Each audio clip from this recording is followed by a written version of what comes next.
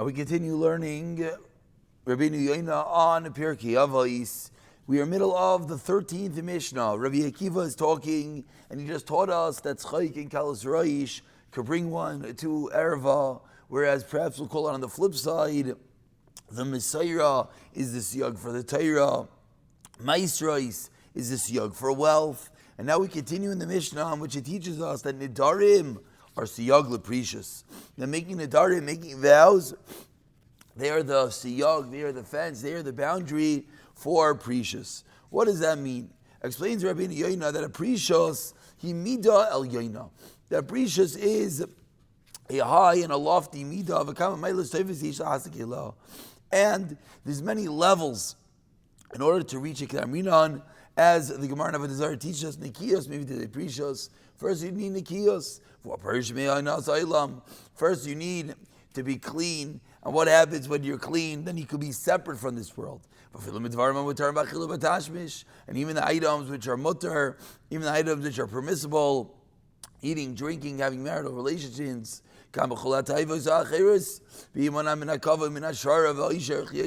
also other sorts of pleasures which are permissible. And separating oneself from the shirish, the root of all chaymer, all materialism,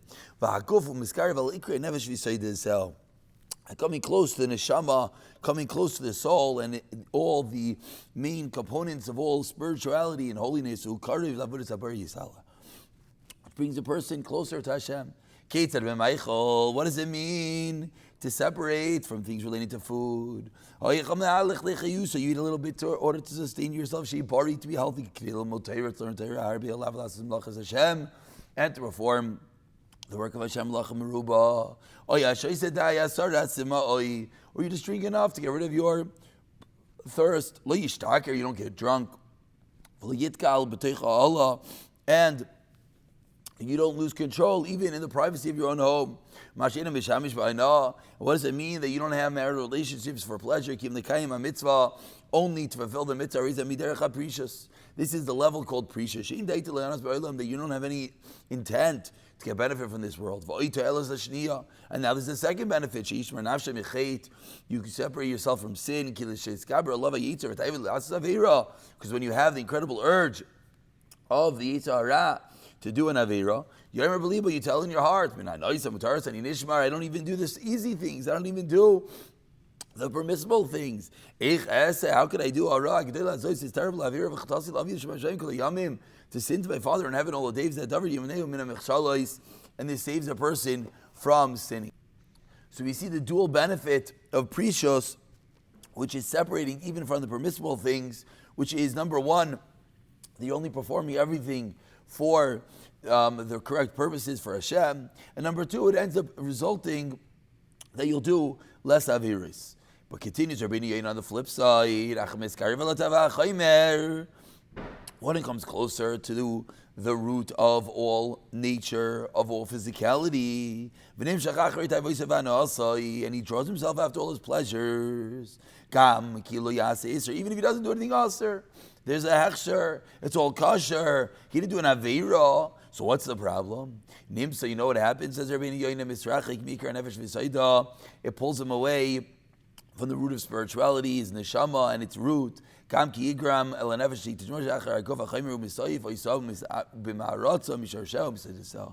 it pulls him away further and further from his neshama.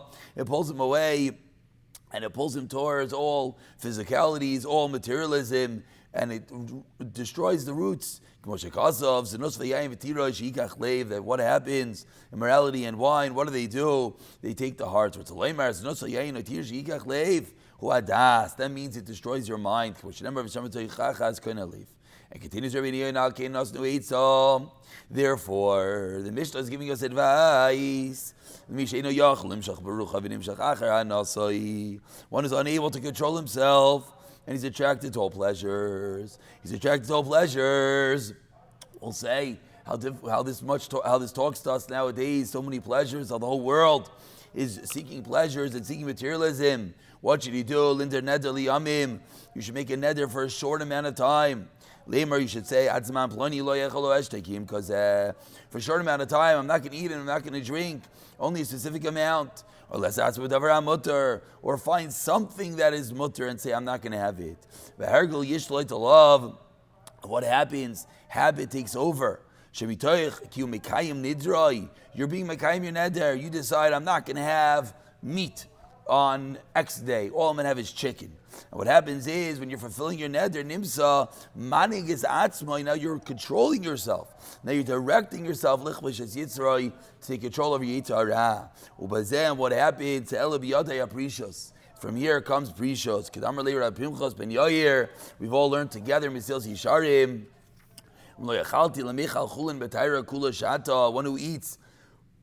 One who eats in the state of purity is called separate. Excuse me, I jumped the gun over there.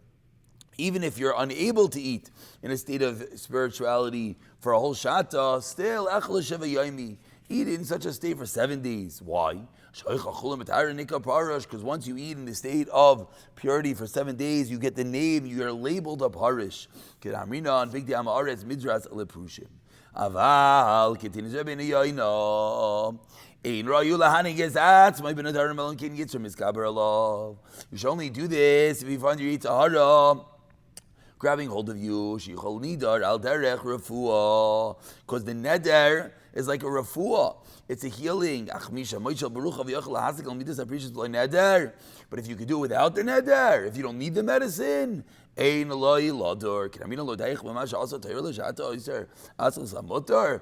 Yerushalmi, there's enough things aser. And probably every single person nowadays is in this category that, of course, the Yitzhara is so strong, the temptations of the world and the lures of society try to threaten to overcome him. Yes, create fences to conquer his Yitzhara. Then it pulls him back to the middle. A doctor. He sees a little bit of a sickness. What does he do? Take a little medicine, no big deal. But what happens when the sickness gets worse? Then you need a stronger medicine. And then after you take the stronger medicine, then you take an easier thing that hold you at that level. So the same way, sometimes you need the stronger medicines to bring you back to the middle, and then you can continue with easier medications. And with this we conclude Rabbeinu Yoina. This is what it means. Nedarim are seagla precious. Lamru shavua seagla precious. It doesn't say a shavua. Why? Shavua poisek is miyad. Because a shavua, it makes something also right away. It means a siyog. That's not a fence. Kimiyad nifzak. Right away you stop. What's a neder? A neder is not that I have in front of me the piece of steak and I say I'm not going to eat it. That's a shavua. What's a neder? He says, if I'm going to eat this, then then I'm going to get a repercussion. Then it's a fence. I'm keeping myself away from such a thing. So if I come to eat meat, then I'm going to have this repercussion. It's potential to happen, but it gives you like a kinas almost. Person says, if I overindulge, a person can't stop, and he knows that he gets grabbed by certain temptations, he gets grabbed by certain foods. So he says, if I end up eating that, then I'll give $100 to tzedakah. That's a neder. You could transgress it, and then you'll get that kanas. Should have kavana. Neder. Of course, you always want to say belay neder. And of course, just to add on one word, there's a concept called the tainus arrivid. Tainus arrivid is when one is eating, he leaves over one bit of food. You're having a hamburger, you leave over the last bite. You're having a bowl of noodles, you leave over the last bite. And what's the reason? It's a neder of sorts. So many wonder what's the purpose. So now with this Rabbeinu Yoina, we can understand it. Because what he's doing is he's training his body that there are certain things I do not do. You're allowed to have that last bite. You're allowed to have that last spoonful. It's true. But if you train yourself, I'm not going to have that item, slowly you overcome the Yitzhara.